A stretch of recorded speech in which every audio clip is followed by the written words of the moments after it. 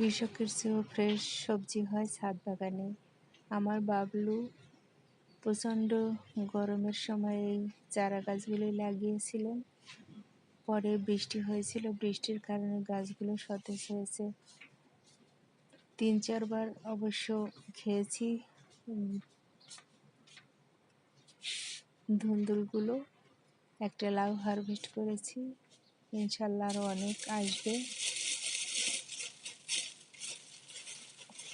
Fresh শাকসবজি খেতে হলে ছাদ বাগান করুন, কারণ কৃষকেরা কোথায় কি করে, কি কীটনাশক ইউজ করে ওরাই জানে। কিন্তু আমার বাবলু ছাদ বাগান করে, ছাদ বাগানে কোনো প্রকারে সে কীটনাশক ইউজ করে না। কত সুন্দর হয়েছে শাকসবজি গাছগুলো। আমার বাবলু দেশি বিদেশি ফল থেকে শুরু করে শাক সবজি, তারপর হচ্ছে এই লতা গাছগুলো সবই আমার বাবলুর ছাদ বাগানে পাবেন। কত কিছু হারভেস্ট করি, প্রতিদিন সকালবেলা যাই, আবার ঝুড়ি ভরে কুলো ভরে শাক সবজি নিয়ে আসি। বাজারে যেতে হয় না, বাজারে যেতে অনেক ঝামেলা। তাছাড়া বাজারে সবজিগুলো কীটনাশক দেওয়া।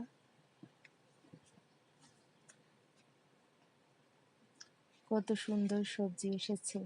আমার বাবলু তো সারাক্ষণ কাজ করে ছাদ বাগানে।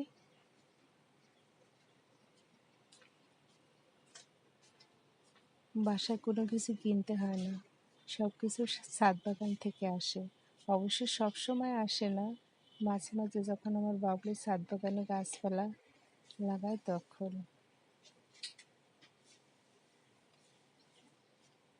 আমার বাবলুর শরীর মন মেজাজ ভালো থাকলে সে কৃষিকাজ করে, আর আল্লাহর রহমতে যা হয় তাতে আমাদের হয়ে যায়। আম্মু আবার বাইরের শাকসবজি খেতে পারে না, তাই আমার বাবলু যতই কষ্ট হোক সে ছাদ বাগানে শাকসবজি চাষ করবেন, দেশি বিদেশি ফল, শুধু আম্মুর জন্যই সেগুলো করে। তাছাড়া আম্মুর অনেক সময় অক্সিজেনের ঘাটতি হয়, অক্সিজেনের ঘাটতি পূরণ করার জন্য সে অনেক ধরনের গাছপালা লাগায়। সবাই আমার বাবলুর জন্য দোয়া করবেন। আল্লাহ হাফেজ।